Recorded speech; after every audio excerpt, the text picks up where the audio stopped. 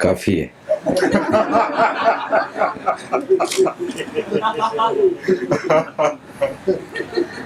Swamiji, my humming during the Nada Brahma meditation is not uniform, not rhythmic. On the contrary, it is chaotic. If I try to make it harmonious, clean, and clear, it becomes a big effort and I end up with a headache. Whereas in the previous case, I feel more relaxed and enjoy doing it. Should effort be put to make it rhythmic, or it is okay if it is chaotic and easy? Do it. Do it.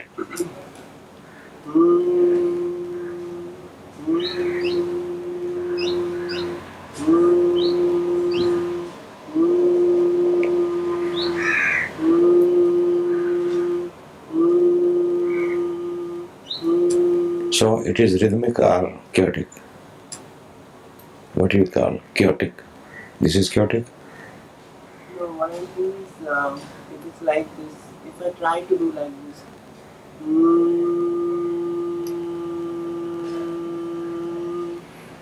I put effort, then I do long and proper.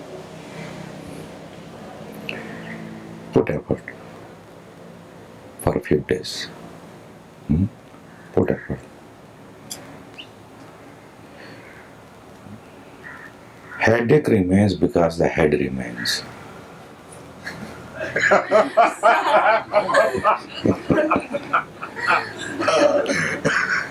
Until there is a head, there is going to be headache.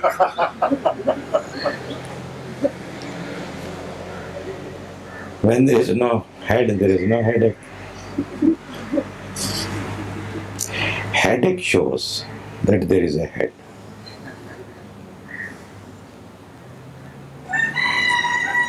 In my whole life, I rarely remember that I have or had headache.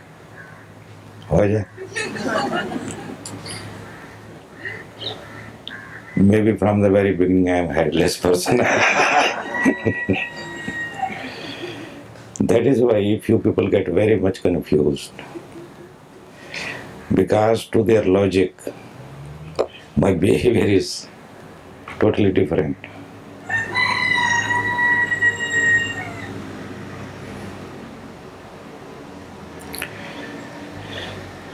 As soon as there is a space in the head, energy has a free movement. There will be no headache. So in the beginning it can be. So one should not be afraid. But experiment few times, only then it can be decided. So we'll talk again when Nada Brahma session is totally over. It was third or fourth day maybe, or third day. So there are 3 more days. So let us see what happens. We will talk it again. Just now you put little effort. Effort means you have to do that, sir.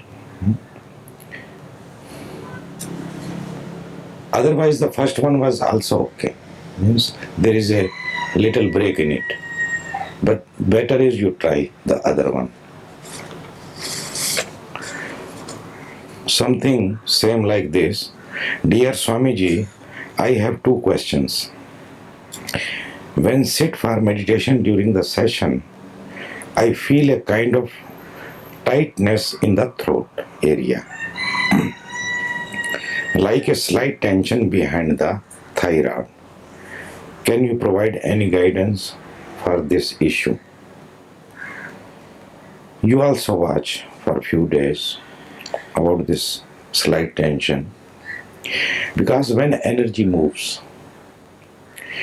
and if there is a traffic jam, then one get uneasy, but then one is so scared that one stops it. There is no need to stop. If it is physical, then you have to consult the doctor. But if it is meditational, then I think when the path is clear, there will be no problem at all.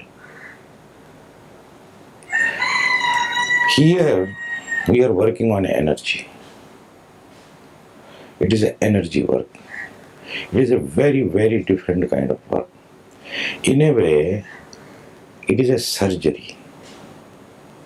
It is a surgical work. It is a psychological surgery.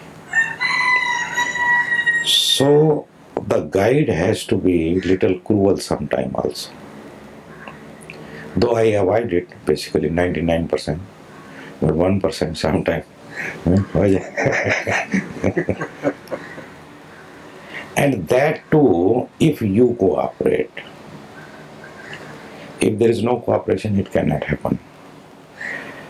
So I think you also try, and we will discuss it again after the silence, which is on 12th. We will be opening our silence on 12th morning after the breakfast. 8:30 you go for beach meditation. Maybe 8:30 or 9, I will tell you. We will be gathering here, celebrating, and then we will open our silence. Until then, you keep on your silence, though showing me that you are in silence but talking to friends. Hoja?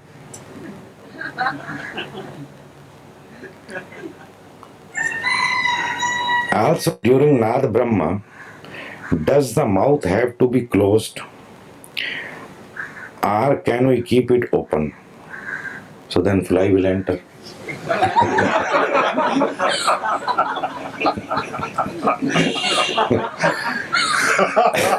Here are no mosquitoes, but there are flies.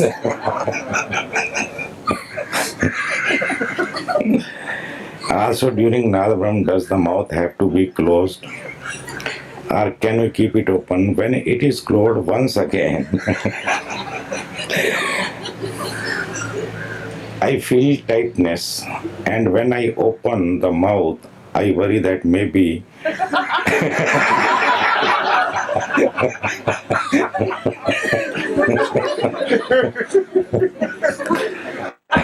don't assume.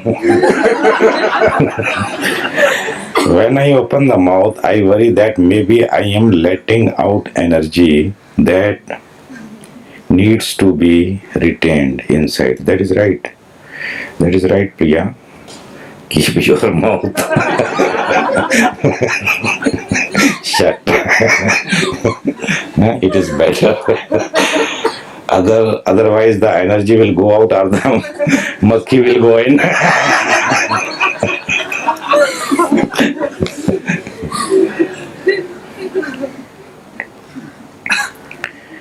Adharaniya Guruji, Sadar Pranam. My question is, when we go back home, really you go back? What should be our meditation routine? We will talk it when we will open our silence. We will be talking on this issue. Okay, what can be the routine when we go home? What is the minimum time? What is the ideal time? So I will talk to you, to everyone. Can Sufi meditation be performed any time of the day? The best time to meet Sufi is evening with Loban. That is the best time. But it can be performed other time also. There is no problem at all. But you have to understand a few things. It is not just a dancing, putting the cassette in the tape recorder, the music, and you are just dancing. It is not only that, it is much more. There is a second, third stage also, like we hear here, classical music, suffering music. Who else suffer classical? Anybody else? No? You people enjoy? Should I play 2 hours today?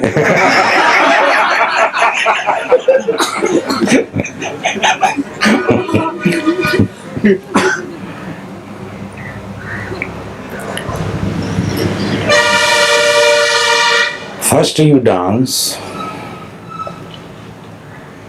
become a madman, totally involved, merge in the music. But in the second stage, you sit silently. I have created some music in 98, keeping all these things in mind. What kind of music can help a seeker? That music will be played in the last week of our 40 days. Few of them we have played in the dynamic meditation, which is celebrative music, last stage when you dance and be grateful. And the other music I will play in the last week. And then you can understand little bit that after first, second stage is also very much needed. And in the third stage, you can also play some music. Then it is a total thing. Otherwise, it will be incomplete.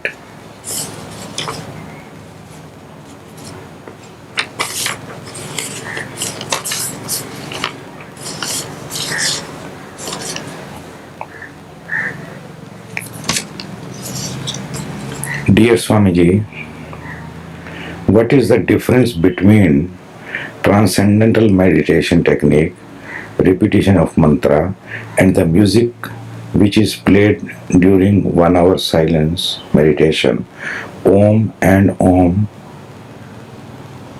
Namo Antanam.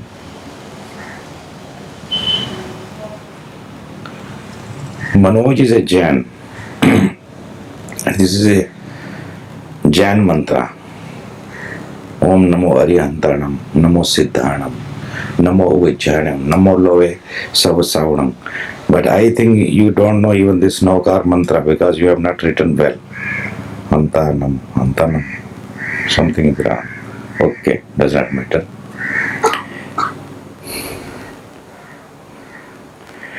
TM meditation, transcendental meditation of Maharishi Mahesh Yogi, is not meditation at all. It has nothing to do with meditation. It is a tranquilizer, a sleeping pill, non-medicinal. It is not at all medicinal. If you have sleep problem, then you can do that. That will work. Otherwise, the music I play, Om and the other one, which is called Navkar mantra, I use this for meditation.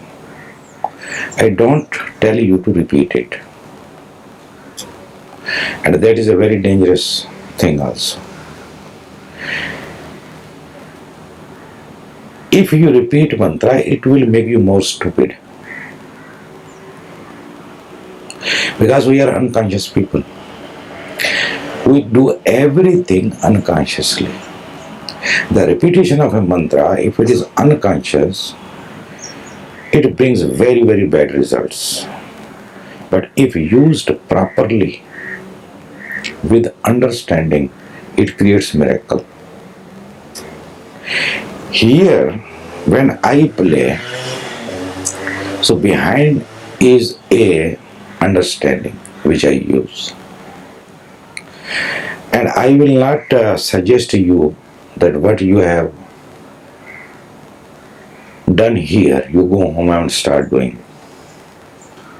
It will not be effective unless you are properly initiated into it and you remain under the guidance. It can harm you also. Here, when I use anything, so I know what I am doing. But you can just imitate. A man is an imitator, basically.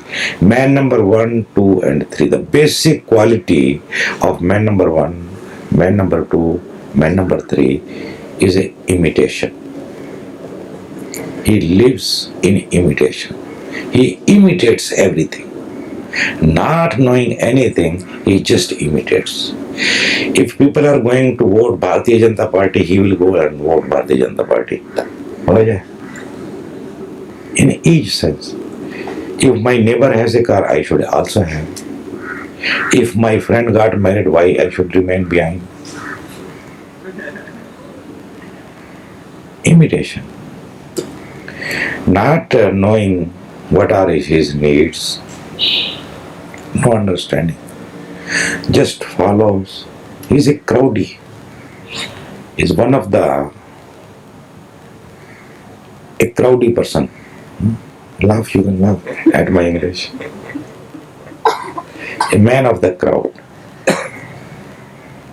Follows the crowd. Where the crowd is going, he is also going. He is an imitator. The very basic quality of man number 1, 2, and 3. Man number 4 starts changing himself. He becomes a seeker, a sadhak. He wants to search. He wants to pay the price. He is ready. Until he becomes man number 5. He does not believe in beliefs. Man number 1, 2, 3 is a great believer. He knows nothing but believes in anything. He lives in beliefs, in dogma, in concepts, in his own thoughts. So here, when I play the music Om or other Navkar mantra, and I am playing now, I would have played in the first day also. I prepared you, I cleaned you, I made you ready for that. And now the work is being done. Now is the time.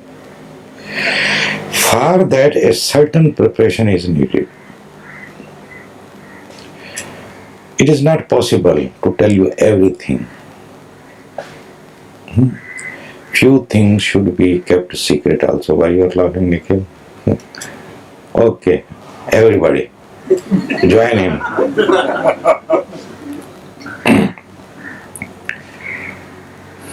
If you want to do this meditation at home, I will tell you how to do it. Okay? Shraddhe, चरण वंदना, दाता, तेरे देश में देखा अजब कमाल, कातिल से मुजरिम कहे कर दो मुझे हलाल, कर दो मुझे हलाल शेष न लेश रहूं मैं, कर दो मुझे हलाल शेष न लेश रहूं मैं, क्यों विषय वासना लोभ क्रोध और द्वेष समूह में, मारो जो मर सके बचे जो उसे उबारो, भूल बचे ना मूल धूल सब मन की झारो, मरू मैं पल पल रोज मौज से पूरा मारो, करे याचना राज काज तुम कर दो मारो। बहुत बढ़िया। ये भाव दशा अति सुंदर है, अति सुंदर। बस इस भाव दशा को बनाए रखना पहला काम। ये प्रार्थना भीतर भीतर चलती ही रहे मंत्र की तरह। दाता तेरे देश में देखा अजब कमाल, कातिल से मुजरिम कहे कर दो मुझे हलाल। शिष्य भाव है ये। शिष्य के भीतर ये भावना गहरी होती ही जाए, होती ही जाए, होती ही जाए। और ये तभी हो सकती है जब वो अपने से पूरी तरह से उब चुका हो, वो जैसा है बुरी तरह से थक गया हो, तभी ये भावना उमड़ सकती है। पहले तो ये भावना खूब उमड़नी घुमड़नी चाहिए, पकनी चाहिए। ये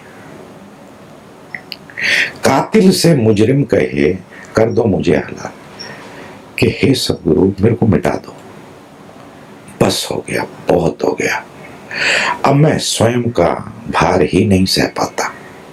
कर दो मुझे हलाल, शेष न लेश रहूं मैं, कि मैं इतना भी ना बचूं, कहीं से भी बचूं ही नहीं, एकदम जीरो हो जाऊं। इस तरह से मिटाते चलो कि मैं बिल्कुल रहूं ही नहीं। क्यों विषय वासना लोभ क्रोध और द्वेष समूह।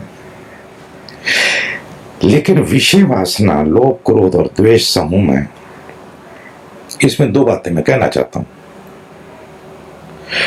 अच्छी बात है कि क्यों समूह, क्योंकि अनुभव से यह पता लगा कि विषय वासना लोभ क्रोध और द्वेष ये कहीं पहुंचाते तो हैं, और इसमें पिसते ही रहते हैं, पिसते ही रहते हैं, पिसते ही रहते हैं, खोते ही रहते हैं, कुछ प्राप्त तो होता नहीं। लेकिन राजकुमार जी, ये बात आपसे शायद कोई दूसरा न कहे जो मैं आपसे कह रहा हूं। इनसे इतने नाराज भी मत हो, क्योंकि इनसे नाराजगी इनसे बांधे रखती है। ये हमारे सिद्धार्थ जी, मुनीत ने कल सवाल उठाया था कि मन होता है कि उनको पीटूं। ये सिखा रहे हैं कि क्रोध जो है, लोभ जो है, ये दुश्मन है, ये शत्रु है। अगर क्रोध शत्रु है, लोभ शत्रु है, तो इसका जिम्मेदार कौन है? मैं जिम्मेदार। मान लीजिए मैं क्रोधी, मान लिया कि मैं क्रोधी लोभी, इसका जिम्मेदार कौन है? मेरे मन से तो मैं नहीं चाहता कि मैं क्रोध करूं, क्योंकि जब मैं क्रोध करता हूं ना केवल मैं खुद परेशान होता हूं, दूसरे भी परेशान होते हैं। ये सारी वृत्तियां ना केवल मेरा क्षय करती हैं, बल्कि आजू बाजू जो परिस्थितियां हैं, जो लोग हैं, जो मित्र हैं, जो परिवार है, जो समाज है, उसमें भी ये बुरी तरंगे पैदा करती हैं। इससे तो नुकसान ही होता है। लेकिन सवाल यह कि क्रोध आया कहां से, लोभ आया कहां से, विषय वासना है क्यों? हमारी मर्जी से नहीं है, और हमारी मर्जी से ये जाती भी नहीं है। इस ढंग से अगर हमारी यही मर्जी है कि क्यों सहूं मैं, तो सहना ही पड़ेगा। अब ये बात आप खोज लो, कहीं भी आपको मिलेगी नहीं। मैं जो आपसे कह रहा हूं वो ठीक उल्टा है, जो मेरा अपना अनुभव। ये सकारण है। परमात्मा मूर्ख नहीं है। अगर क्रोध नहीं हो तो प्रेम हो ही नहीं सकता। वासना अगर हो ही नहीं तो करुणा हो ही नहीं सकती। ये लोभ और ये द्वेष और ये क्रोध जो है, ये जो वृत्तियां हैं, ये इसलिए हैं कि इनका विपरीत हो सकता है, और जब इनका ठीक ठीक उपयोग किया जाए, इनको ठीक ठीक समझ लिया जाए, तो ये खाद का काम करती हैं और सुगंध हो जाती है। खाद दुर्गंध सुगंध में बदल जाती है। क्रोध अगर है तो क्षमा हो सकता है, और एक व्यक्ति जिसको क्रोध उठता ही नहीं, उसकी क्षमा का कोई मतलब ही नहीं है। वो पहले मरा मराया है, उसका क्या मतलब? वो तो डरपोक है। वो जो भी कर रहा है वो भय के कारण कर रहा है। ऊपर से वो जस्टिफाई उसको कर सकता है, वो बहुत आसान है तरीके। क्रोध करने की पूरी क्षमता हो और व्यक्ति क्षमा को उपलब्ध हो जाए, तब तो कोई बात हुई। और हकीकत यह है जो क्रोध करता है वही क्षमा भी कर सकता है, करेगा नहीं करेगा वो बात अलग है, कर सकता है। उसके पास वो सारा मटेरियल है जिसको वो रूपांतरित कर सकता है। उसके पास वो लोहा है जिसे सोना बन सकता है। और परमात्मा ने ये दिया है, तो कुछ तो उसको समझ रही होगी। लेकिन हमारे साधु संत और अब ओशो धारा वाले ओशो का नाम ले लेके कि वो ओशो का काम आगे बढ़ा रहे हैं। ये ओशो की धारा है, ओशो में से निकली है। अजीब अजीब बातें वो करते हैं। एक तरफ वो कहते हैं कि हम ओशो के कंधे पर बैठे हैं, हमको ज्यादा दिखाई पड़ता है।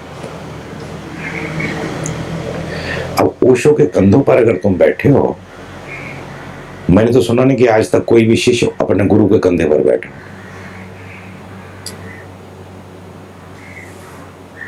वो कहते हैं कि हम ओशो के कंधों पर बैठे हैं और हमको ज्यादा दिखाई पड़ता है।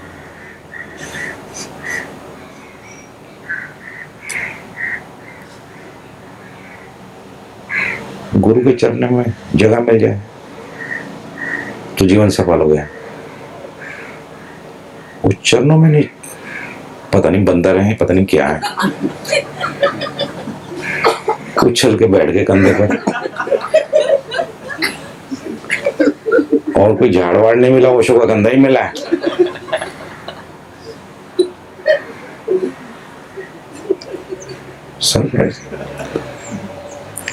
ओशो के अपने छोटे भाई लिखते हैं, ओशो अनुज, ओशो शैलेंद्र, और ओशो की गलतियां गिनवाते हैं कि ओशो से क्या क्या भूलें होंगी। ये ओशो की भूल थी, यहाँ पर कंप्रोमाइज किया, वहां कंप्रोमाइज किया। और मजे की बात यह है कि वो ये कहते हैं कि हम जो भी करवा रहे हैं, जो भी कह रहे हैं, वो ओशो का ही है। वाह क्या बात है। अब ये सब बातें किसी की समझ में नहीं आती और चुपचाप मान लेते हैं लोग और चल पड़ते हैं पीछे पीछे चल पड़ते हैं। फिर वो कहते हैं लाओ डोनेशन।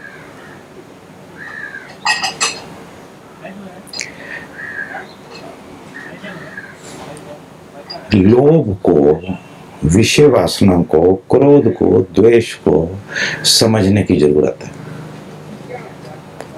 और जो भी रूपांतरण घटित होता है वो बिना समझ के नहीं होता। अचेतन व्यक्ति, अनकॉन्शियस व्यक्ति इनके साथ लड़ने लगता है और लड़ के तुम इनसे नहीं जीत सकते, क्योंकि ये ऊर्जाएं हैं। तो तुम्हारी क्या बिसात इनके आगे, कोई बिसात नहीं है। तुम लड़ोगे, मरोगे, फंसोगे, नुकसान तुम्हारा ही होगा।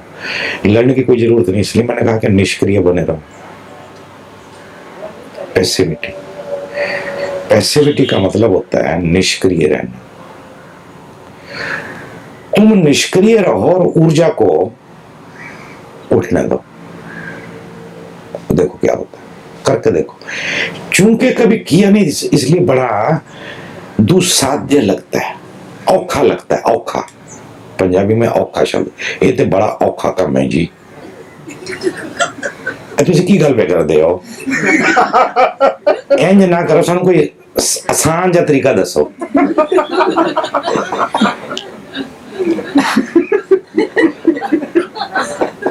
औखा लगता है, आर्डुअस। हर चीज शुरू में आर्डुअस होती है, औखी होती है। एक मेरा मित्र है, उसका नाम है Latin burger. Ulrich Latin burger, इसे जर्मन। सन्यास का नाम बड़ा प्यारा है, स्वामी देव मधुकर। वो बियर पीने का बड़ा शौकीन है। जर्मनी में शायद पानी वानी शायद पीते ही नहीं है।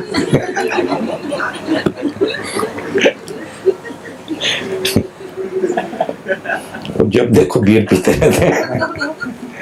कैसे ही इतना। ले गया एक दिन रेस्टोरेंट में पूना में, बियर लेके बैठ गया। मैंने जिंदगी में बियर कभी पी नहीं थी, पूना में पहली बार पी थी मैंने। तो मैंने एक चम्मच ली, जस्ट 1 चम्मच पी, उससे ज्यादा नहीं पी सका। फिर दूसरी बार 2 चम्मच पी। धीरे धीरे मेरे बोतल की आदत हो गई। फिर कभी कभी हफ्ते में 1 आध दिन जो है ना, अपनी मिसेज से आंख बचा के मैं खिसक जाता था और जाके पूरी 1 बोतल चढ़ाता था। इतनी कैपेसिटी मेरी हो गई। शुरू शुरू में हर चीज औखी होती है।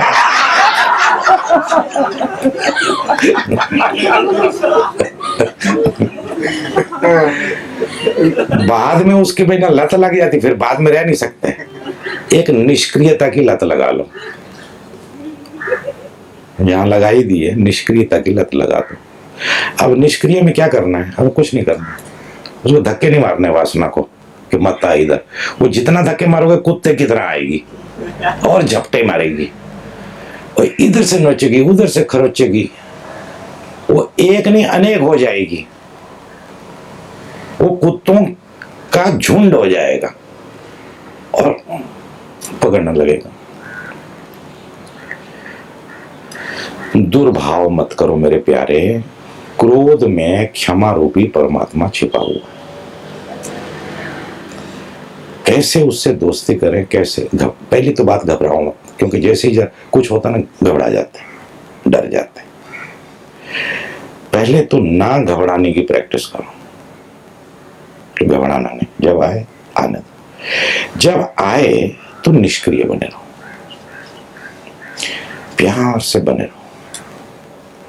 अब देखने का काम भी अपना आप हो रहा है। मैं ये नहीं कहता कि वॉच इट, हम वॉचिंग की बात भी नहीं करते।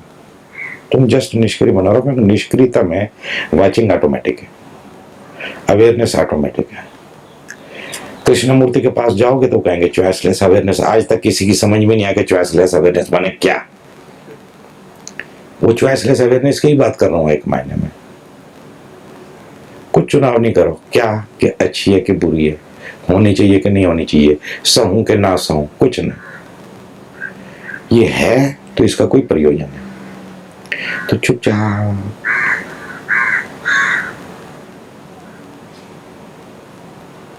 ये पकड़ लो धीरे धीरे। ये भाव के क्यों सहूं मैं, अगर ये भाव बना रहा तो लड़ाई सतत जारी रहेगी। कोई सदगुरु कुछ नहीं कर सकता। वो कहते हैं हम एनलाइटनमेंट दे देंगे, वो क्रोध छुड़वा के दिखाएं, और जब छोड़ना खुद ही है तो फिर उनको पैसे काहे के लिए देने के, हो जाए। वो आनंद प्रज्ञा करवाते हैं, हालांकि 2 प्रज्ञाएं हैं, वो दोनों पूर्ण रहती हैं, एक छोटी प्रज्ञा एक बड़ी प्रज्ञा। और इन्होंने 2 की 6 6 8 8 बना लिए हैं, और पहली का नाम है आनंद प्रज्ञा। और आनंद प्रज्ञा में वो लोगों से पूछते हैं कि क्रोध क्या है, आप बताओ, इसकी परिभाषा करो।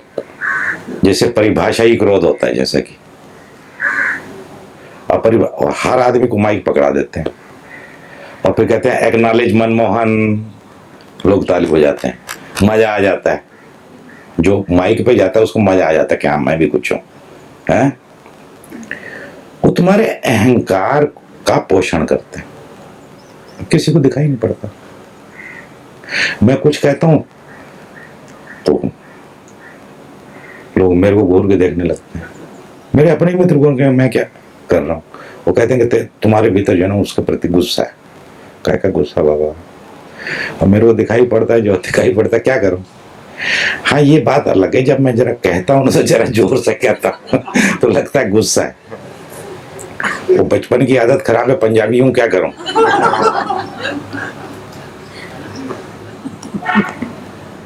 अब सीख रहा हूं, धीरे धीरे गुजराती हो रहा हूं।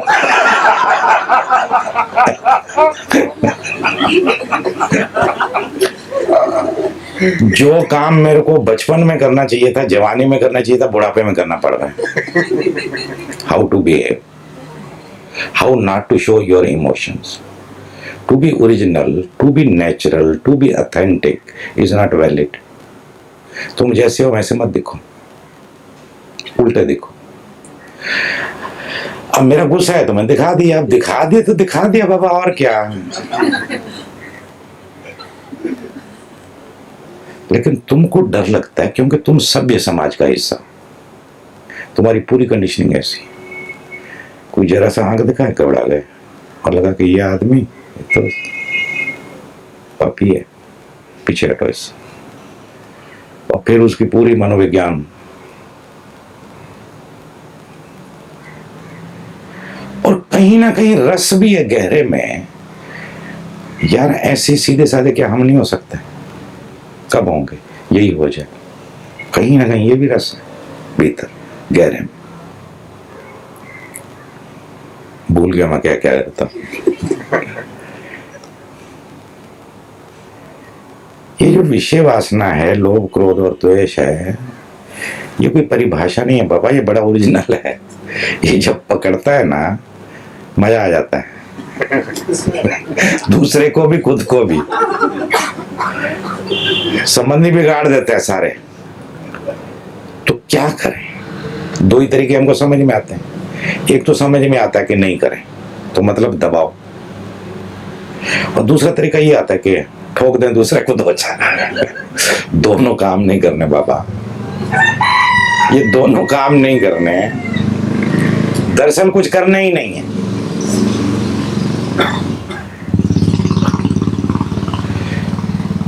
और चूंकि ये कभी किया नहीं इसलिए समझ में नहीं आता, लेकिन करोगे तो बड़ी जल्दी समझ में आने लगेगा कि कुछ ना करना, यहां पर कर ही रहे। और नहीं अगर आपसे होता तो अगला 40 दिन के काम में फिर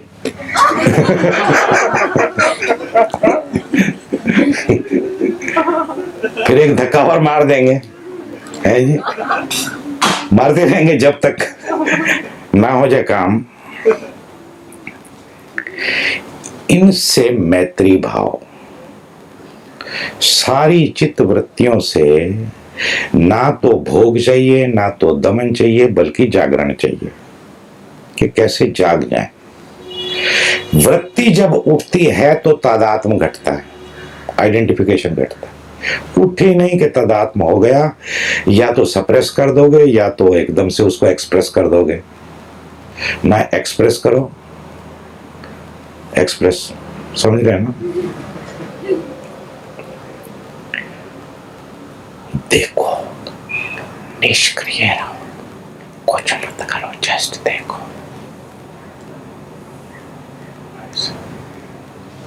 किसी को पता भी ना चले कानों को।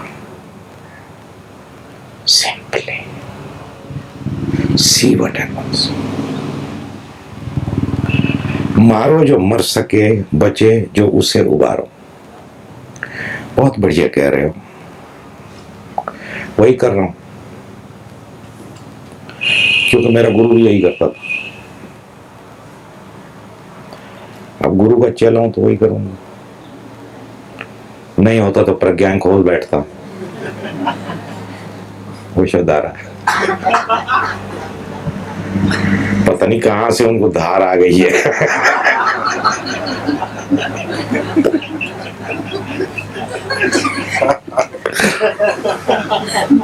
लोग नाम अच्छे अच्छे रख लेते हैं अपनी बेवकूफियां छिपाने के लिए। अपने नाम के आगे ओशो लगा दिया, ओशो सिद्धार्थ, ओशो प्रिय। वाह क्या बात है। जैसे नाम के आगे ओशो लगा दिया तो बस ओशो हो गए। अब चूंकि ओशो के लोग दीवाने हैं, ओशो का सिक्का बिक रहा है, तो ओशो नाम रख लेंगे तो मजा ही आ जाएगा। आ ही रहा है एक हिसाब से। बीच में एक मित्र मिला,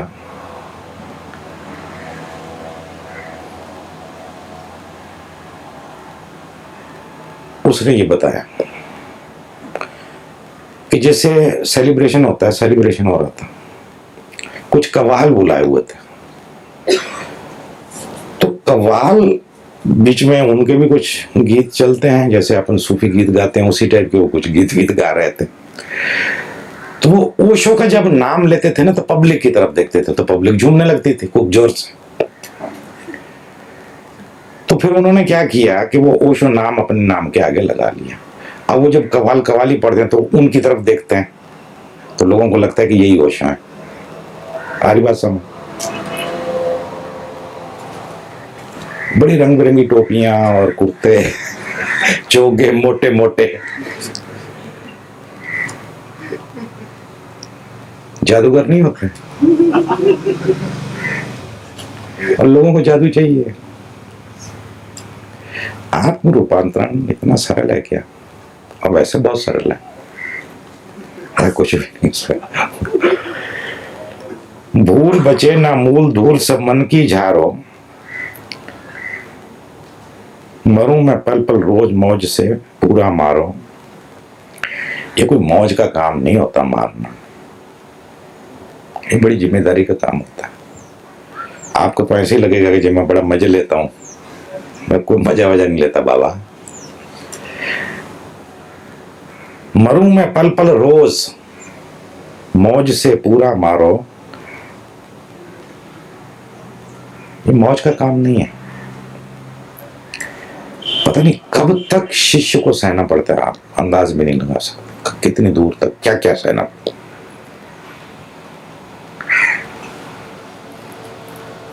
हालांकि कुछ होता नहीं है, लेकिन फिर भी सहना पड़ता है।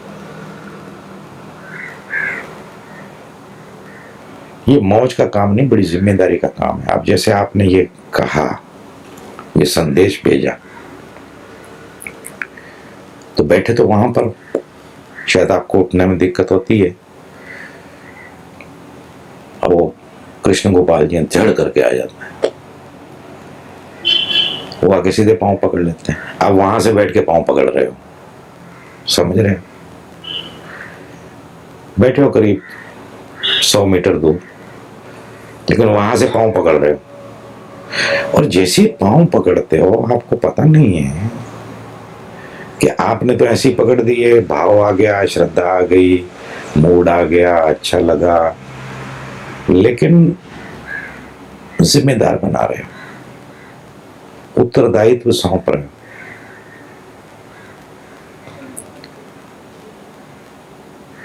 उत्तरदायित्व होने लगता है।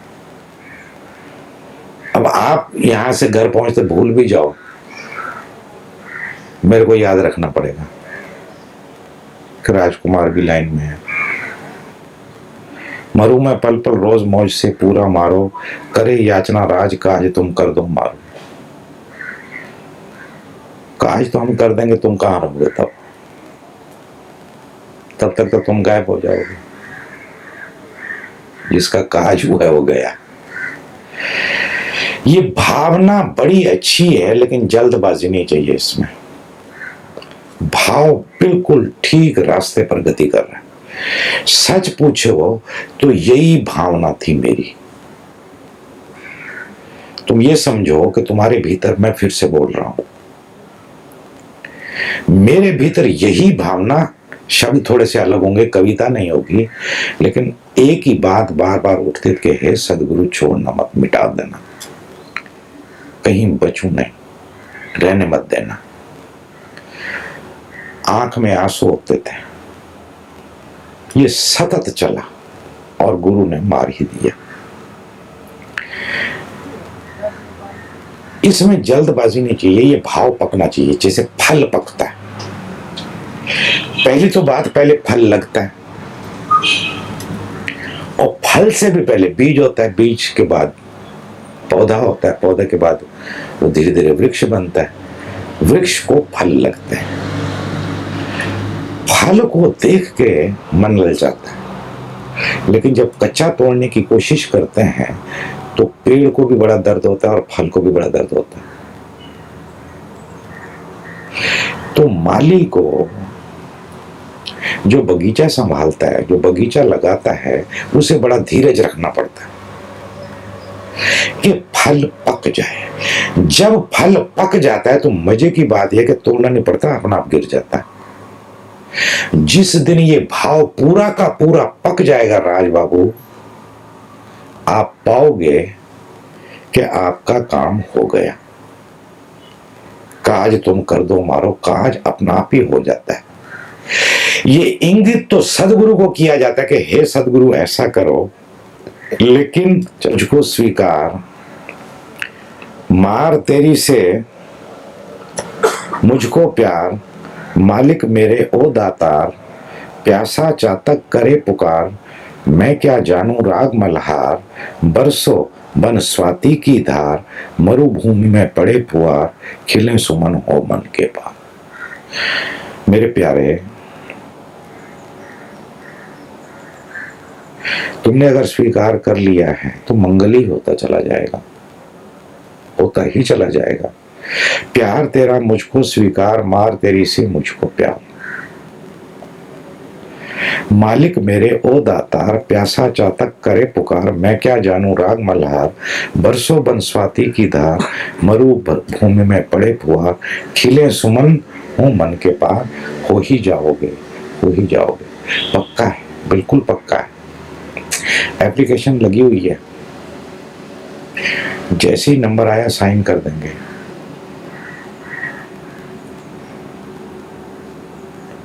ऑलरेडी टेबल पर है, चिंता नहीं करो, पक्का कह रहा हूं।